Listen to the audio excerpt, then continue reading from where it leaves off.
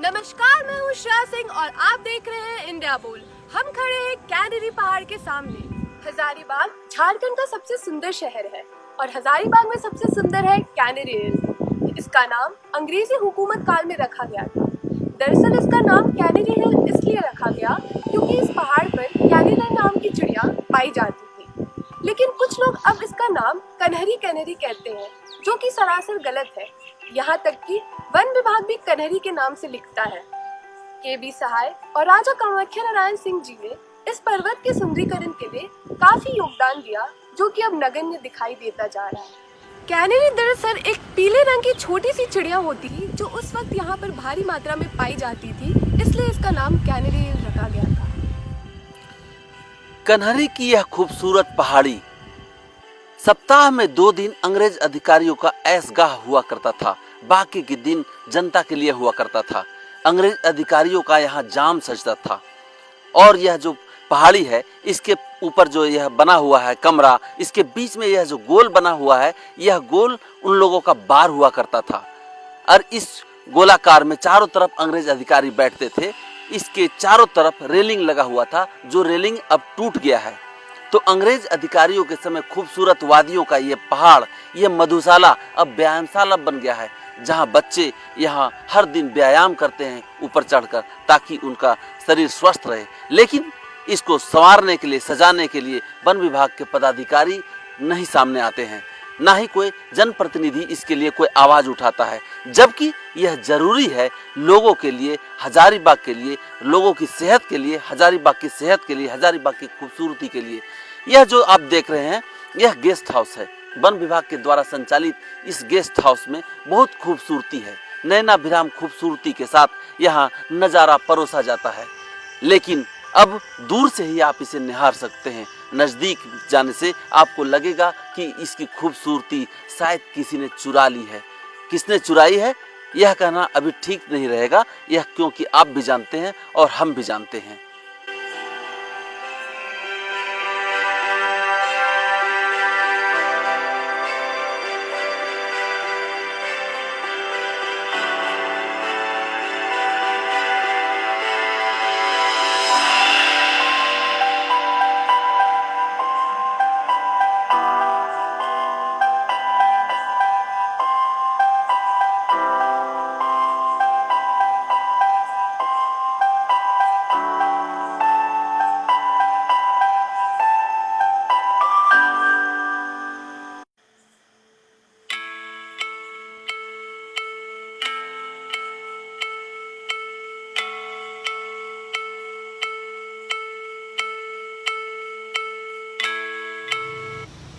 Canary एक bird है, एक चिड़िया का नाम है। पीले रंग की एक छोटी सी चिड़िया होती है। तो कैनेरी उस पहाड़ पर बहुत मिलता था उस तरफ। उसी के नाम से अंग्रेज़ों ने ही उस समय में कैनेरी वर्ड से कैनेरी हिल नाम दिया था। धीरे धीरे वह भी आज होते होते कन्हरी हो गया है। कैनेरी से कन्हरी तक अपभ्रंश की एक कथा है, जो लोगों की जुबान पर ऐसे ही चलती है। मैं जब 1961 में हजारीबाग आया तो कैनेरी पहाड़ पर्यटकों के लिए, स्थानीय लोगों के लिए भी एक रमणीक स्थान था। वहाँ रंग बिरंगी रोशनी भी जलती थी और हम लोग वहाँ घूमने जाते थे। बाहर से भी जो लोग आते थे, तो जो भी हजारीबाग पहली बार आया उसको कहा जाता था, हमको और दिखलाने के लिए कुछ नहीं था, कहा कि चलिए ना कैनेरी पर दिखलाते हैं। वहाँ गेस्ट हाउस एक पीछे बना, बड़ा अच्छा था। और वहाँ जितने भी वीआईपी हजारीबाग में आते थे उनको ठहराया जाता था। या सेन बंगाल के चीफ मिनिस्टर, जो हर महीने यहाँ 4-5 दिन आते थे और रहते थे।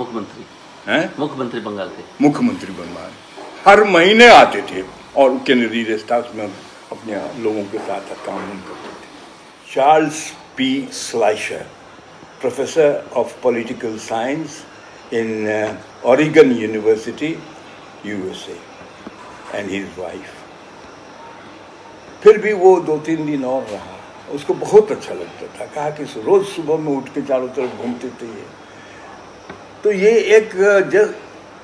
एक उदाहरण है।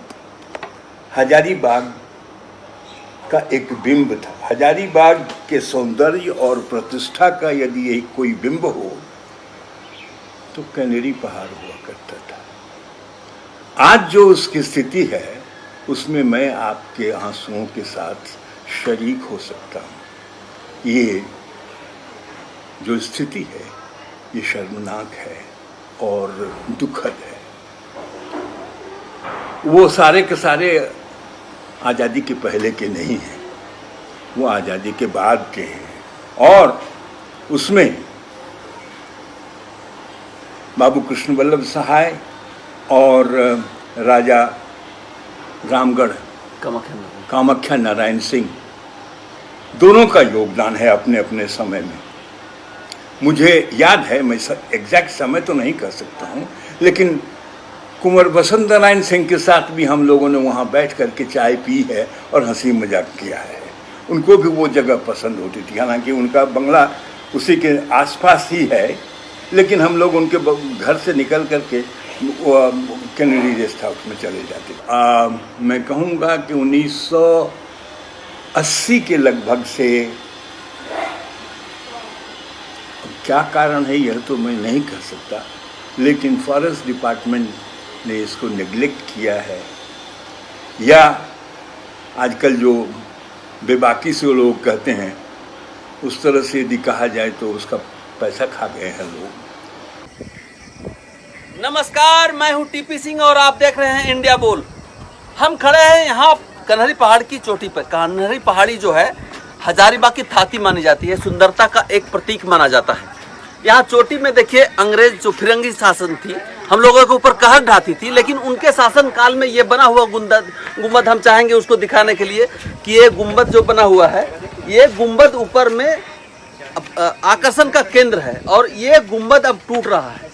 वन विभाग के करोड़ों रुपए हर दिन खर्च हो रहे हैं, वन विभाग करोड़ों रुपए खर्च कर रहा है, लेकिन इस संबंध में एक पैसे भी जारी नहीं हो रहे हैं। यानी उनकी नियत और नियति दोनों में खोट है।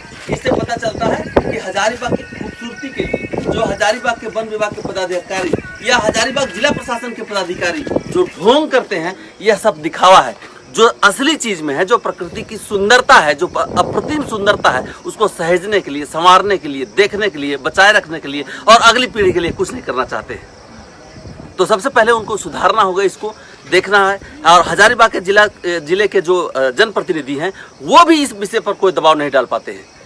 यानी उनकी नियत और नियति में भी खोट है।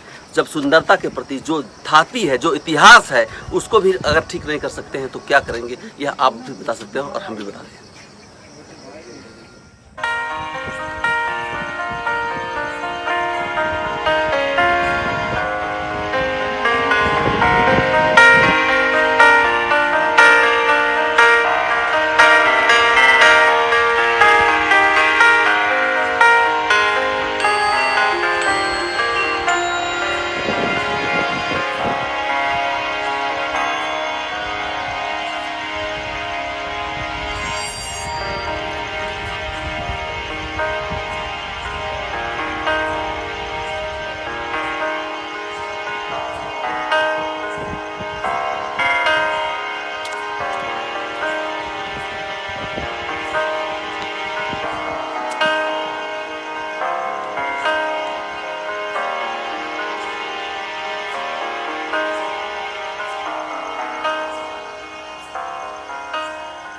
हम खड़े हैं यहाँ कन्हरी पहाड़ी के तलहटी में। हमारे पीछे जो ये पेड़ देख रहे हैं, इस पेड़ के बगल में आम का एक पेड़ हुआ करता था। उसके ऊपर ट्री हाउस बना हुआ था जिसमें 5 से 6 लोग बैठने की व्यवस्था थी और शीशा लगा हुआ था टाइगर सफारी का आनंद उठाने के लिए। देखिए कितना समृद्ध था हजारीबाग का जो टाइगर सफारी है या पर्यावरण का जो क्षेत्र है, कितना समृद्ध था।